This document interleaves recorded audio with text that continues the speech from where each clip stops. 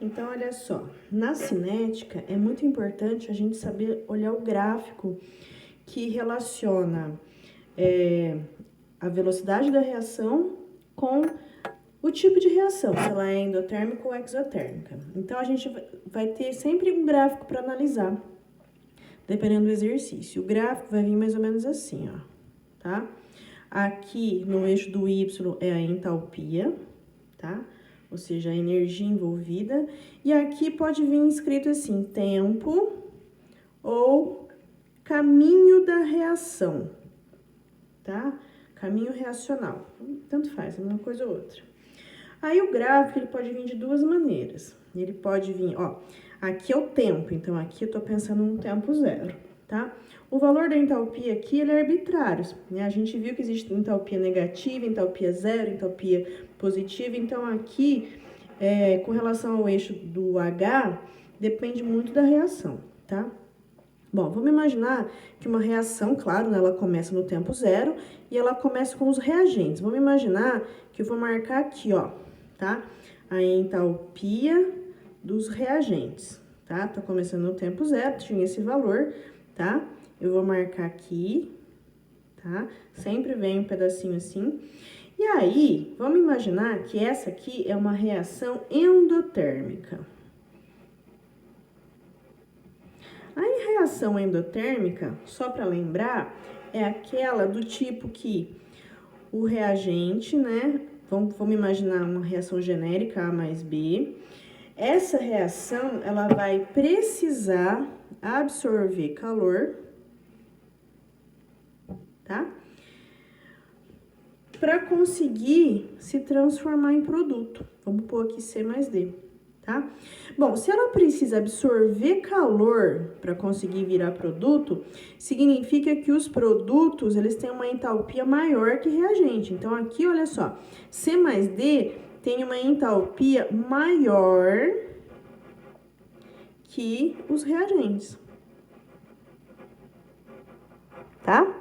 Porque, olha só, a entalpia de A mais B não é suficiente, não é igual à entalpia de C e D, por isso tem que fornecer calor.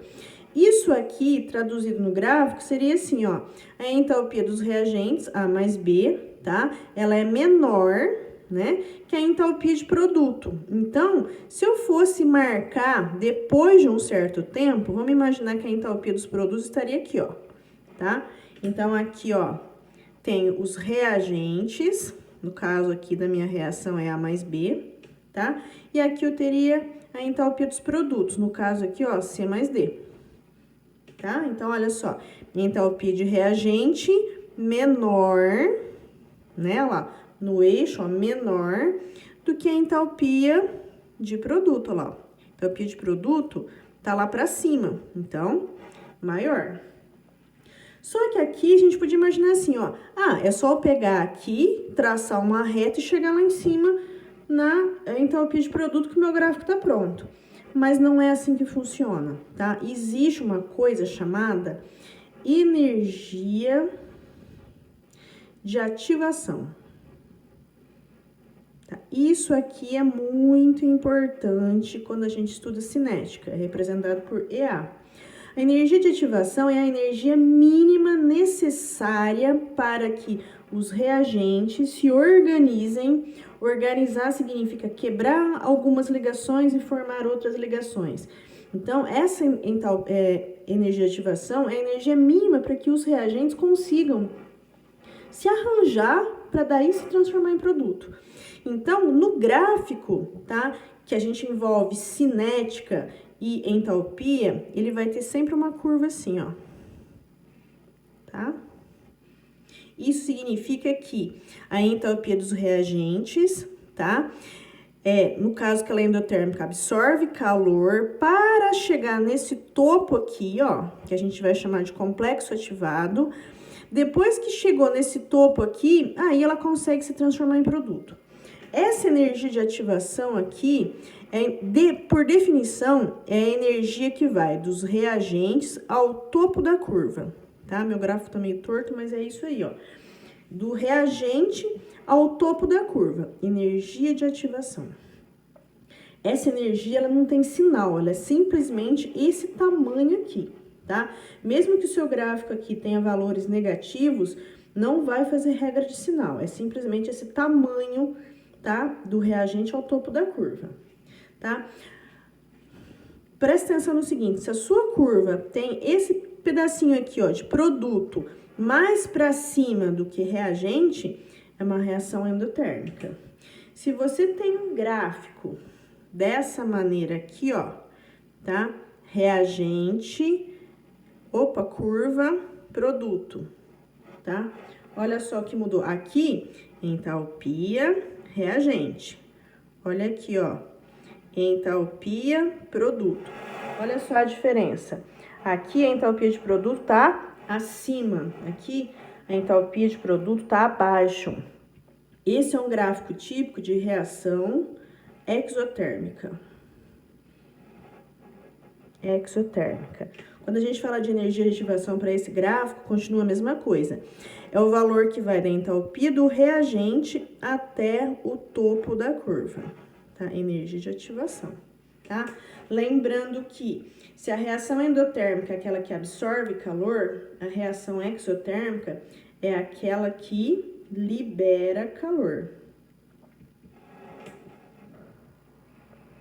Então, se ela libera calor, significa que a entalpia dos produtos é menor, olha lá, ó, menor que a entalpia dos reagentes. Por isso que a perninha aqui, ó, da entalpia de produto é mais para baixo na reação exotérmica e ela é mais para cima na reação endotérmica, certo? Bom, eu falei um negócio aqui, ó, eu falei desse complexo ativado, tá? Que sempre no topo da curva, a representação normal é uma estrelinha mesmo, é um asterisco, tá? Para representar o complexo ativado. O que é o complexo ativado? O complexo ativado é exatamente o meio do caminho. É quando os reagentes estão tentando se formar produto, mas não se formou ainda. Então, nesse meio termo, aquela substância, as substâncias envolvidas, elas não são nem reagente mais e nem produto ainda. É uma coisa no meio do caminho. Ó, vou fazer uma reação aqui diferente para ficar mais fácil para entender. Imagina que você tem uma molécula desse tipo aqui, ó, A2, tá? E ela vai reagir com uma molécula B2. Numa reação que vai formar duas moléculas AB. Que fica fácil de entender, ó, tá? Ó, molécula A2, a gente representa assim, ó, A ligado a A. Assim como B2 é B ligado a B. E a molécula AB significa A ligado a B, certo? Aliás, duas, né? Porque a gente tem duas. O complexo ativado é o meio termo. É como se eu tivesse isso aqui, ó. A, B, B. Essas moléculas, elas se encontram. Nesse momento aqui que eu chamo de complexo ativado, essas ligações aqui, ó, elas começam a ser rompidas ao mesmo tempo que essas ligações aqui, ó, começam a ser formadas. Essas ligações rompidas, ligações dos reagentes. Essas ligações que começam a ser formadas, as novas ligações que a gente tem no produto. Só que isso aqui, ó, o que é isso aqui? Não é reagente mais, não é produto ainda. Então, isso daqui é um intermediário da reação. Esse intermediário, que não é nenhuma coisa nem outra. Esse intermediário que é chamado de complexo ativado. E aí, o que acontece? A velocidade da reação, seja qual reação for, a dificuldade da reação é formar isso, tá? Então, se a formação do complexo ativado é complicada, precisa de muita energia. Se precisa de muita energia, significa que essa curva aqui, ela vai ser lá para cima. Independentemente se a reação é exotérmica ou ela é endotérmica, não importa. Se a formação do complexo ativado exige muita energia, significa que a energia de ativação é muito alta. Quanto maior a energia de ativação, mais difícil a reação acontecer. Isso é uma coisa que causa sempre confusão, ó. Presta atenção nisso. Quanto maior a energia de ativação, mais difícil a reação acontecer. Isso significa que mais lenta a reação vai ser, tá? Quando a gente pensa em energia maior, nossa, dá para achar que o negócio tá indo, que é uma beleza. Não, na energia de ativação é o contrário. Quanto maior, mais difícil, mais trabalho, a chance dessa reação nem acontecer é muito grande, tá? Então, o complexo ativado, exatamente a peça-chave da reação. Se é fácil acontecer, energia de ativação pequena, opa, rapidinho o reagente vira produto. Se o complexo ativado é difícil para ser formado, energia de ativação muito alta, significa muita energia, significa lenta. Uma reação muito lenta, às vezes não é uma reação que é favorável. Por exemplo, nenhuma indústria vai querer trabalhar com uma reação que demora dias para acontecer. Uma reação muito lenta, normalmente, às vezes se fala que ela nem ocorre, porque em tempos exigidos numa indústria, por exemplo, financeiramente não convém trabalhar com processo lento, entende? Então, reações muito lentas não tem um referencial significativo muito grande. Então, normalmente é uma reação que não vale a pena. Então, dá para ver que a cinética é muito importante no campo da indústria, no campo farmacêutico, seja lá no campo que precisar, que depender de reações com velocidades rápidas, tá? E é exatamente pensando nisso que existem os fatores que você pode usar para favorecer. Bom, eu vou falar, apesar que o vídeo já falou, mas os fatores são catalisador, tá? Todo catalisador diminui a energia de ativação, tá? Se ele diminui a energia de ativação, consequentemente, a velocidade fica mais rápida, então aumenta a velocidade, tá? Como que o catalisador aumenta a velocidade? Olha só, uma reação aqui, ó. Vou fazer um exemplo aqui, vou fazer uma reação exotérmica. Então, ó, reagente, topo da curva, produto, tá? Lembra, energia de ativação é a energia que vai do reagente ao topo da curva. Isso aqui é energia de ativação, tá? O que o catalisador faz? Ele abaixa a energia de ativação. Então, o que ele vai fazer com essa curva aqui, ó? O problema não é a energia de ativação, então o catalisador ele vai fazer isso aqui, ó. Ele vai abaixar. Quanto menor a energia de ativação, o que vai acontecer? Mais rápida essa reação vai ser. Certo? Então, o catalisador, ele é ótimo porque ele aumenta a velocidade, que jeito? Diminuindo a energia de ativação. E os gráficos vão vir assim, ó, tá? Essa curva azul seria da reação normal. A curva verde seria o quê? Seria da reação na presença de catalisador. Uma coisa importante que eu não falei ainda é o seguinte, ó. Entre o reagente e o produto, essa diferença aqui é o ΔH, tá? Que para reações exotérmicas ele vai ser negativo, né? Do jeito que a gente já falou antes. Olha lá, ó. Reações exotérmicas. Isso aqui é o valor do ΔH. Para reações exotérmicas não libera calor, ΔH negativo, tá? Para reações endotérmicas, ele absorve calor, então a gente tem um ΔH positivo, certo? Olha só aqui, ó. Essa curva aqui, essa curva 2, né, seria a curva usando um catalisador, né? Eu tenho uma curva maior, uma curva menor. Eu podia representar essa curva aqui, ó, que eu tô desenhando de rosa, como a curva com o uso de um catalisador. Aí, se você prestar atenção, ó, tanto a curva maior quanto a menor, quer dizer, muda o meu ΔH? Não. Então, quando você usa ou não o catalisador, o valor do ΔH é exatamente o mesmo. O catalisador não influencia no ΔH. Tanto é que nessa curva que a gente fez aqui, ó, tá? O valor é o mesmo, independente da curva da energia de ativação. O ΔH sempre vai ser esse valor entre reagente e produto, tá? Bom, então o primeiro fator que acelera a velocidade da reação é o catalisador. Outro é a temperatura, né? Quem assistiu o gráfico da primeira aula, deu para entender bem como que a temperatura influencia. Aqui, eu tô falando da regra de Van Hoff. Regra de Van Hoff, que tá lá na teoria. A regra de Van Hoff, ela é muito simples. Ela fala assim, ó, a cada 10 graus de temperatura que você aumenta, a velocidade de qualquer reação dobra. Velocidade dobra. Então, ó, a cada 10 graus, a velocidade dobra. Exemplo, vamos imaginar que você tem uma reação assim, ó. A 20 graus Celsius, a sua velocidade de reação é 2 mol por minuto, tá?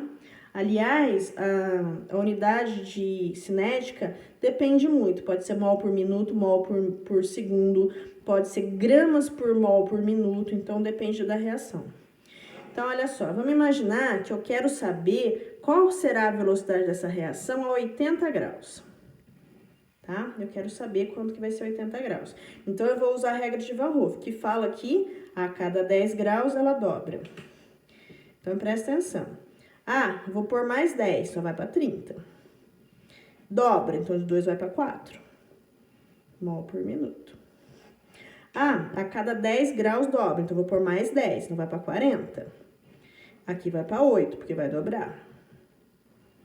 E assim vai. 40 mais 10, 50, dobrou. 60, dobrou. 70, dobrou. Ó, quero 80, mais 10, 80. Aqui vai dobrar, 128. Mol por minuto, tá? Mol por minuto e assim por diante. Então, qual que é a resposta? A 80 graus, essa reação, ela vai estar numa cinética correspondente a 128 mols por minuto. Aí vai vir o bonito e vai falar assim, ah, eu vou fazer uma regra de 3. Será que uma regra de 3 vai fazer esse pensamento? Isso aqui é uma exponencial. Então, regra de 3, para quem tem preguiça, não funciona. Não é para fazer, que não vai dar certo, tá? Eu sei que dá um pouquinho de trabalho, mas é assim que você faz. Ou monta uma equação exponencial, que eu acho que é mais complicado.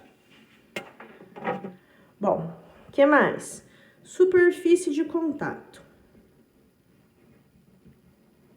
Isso aqui é simples, é facinho de entender, tá? Se você tem um dos reagentes picadinho, bem pequenininho, em pó, por exemplo, ele vai estar mais exposto ao outro reagente. Isso vai fazer com que a reação seja mais rápida. É só a gente pensar, ó. Pensa no bombril. Bombril. O que é o bombril? Bombril é aço, tá? Palha de aço. Pensa num prego. O que é um prego? É aço. Mesmo material. Imagina que você pegou um tufinho de bombril de 1 grama e pegou um prego de 1 grama. Quer dizer, você tem o mesmo material na mesma quantidade. Só que, se você colocar os dois expostos ao mesmo ambiente, e de preferência um ambiente úmido, esse daqui vai se oxidar muito mais fácil e muito mais rápido do que esse aqui. Esse aqui vai demorar para reagir. Por que será? Porque quando você tem um prego, o que acontece com ele, ó? Essa partezinha aqui que a gente vê, que a gente pega, é que vai estar exposta ao oxigênio, que é o reagente que vai fazer, no caso, a oxidação. Só que essa parte de dentro aqui, ó, a partezinha do centro do prego, tá exposta ao oxigênio? Não tá. Então, o oxigênio, ele vai em meio aquoso, porque senão essa reação não reage, tá? A água funciona como um catalisador aqui. Vai oxidar toda a superfície do prego que tá exposta ao ar, certo? Só que a parte de dentro, não. Porque a partir do momento que oxida, esse material oxidado impede que o ar entre em contato com a parte de dentro, quer dizer, a reação vai parar. Então, a parte de dentro demora muito, tanto é que se você lixar esse prego aqui, você consegue ver a parte de aço de novo. O bombril não, o bombril é fininho, é como se fosse uma linha, quase que não tem essa parte interior aqui do prego, então ele vai oxidar e dependendo do jeito que você pegar, ele vai desmanchar na sua mão. Por quê? Porque a superfície de contato do bombril é muito maior do que a do prego. Então, a parte exposta do bombril ao ar é muito maior. Praticamente todo o aço do bombril é exposto ao ar. Então, ele vai oxidar muito mais rápido, tá? Então, quanto maior a superfície de contato, mais rápida a reação. E uma última coisa que é importante falar é a concentração.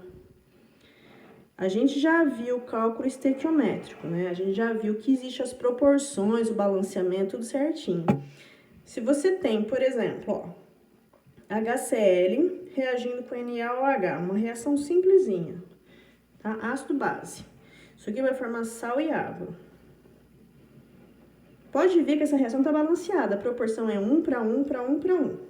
Só que se você colocar 3 aqui, ó, 3 mol de HCl para 1, né, de NaOH, claro, só vai formar 1 e vai formar 1. Por quê? Porque aqui eu tenho um excesso de 2 mol. Tá? A gente já sabe que esse 2 mol aqui, ele não vai reagir, ele vai sobrar lá no final da reação, tá? Só que esse excesso força essa reação a acontecer mais rápido, tá? Então, o aumento da concentração de um dos reagentes, claro, desobedecendo o balanceamento, é um método que pode ser usado para a reação acontecer mais rápido, tá? Quer dizer, claro, se for uma reação que não tem reagente muito caro, muito difícil de trabalhar, a gente pode usar esse método aqui. Exceder um dos reagentes para a velocidade da reação aumentar.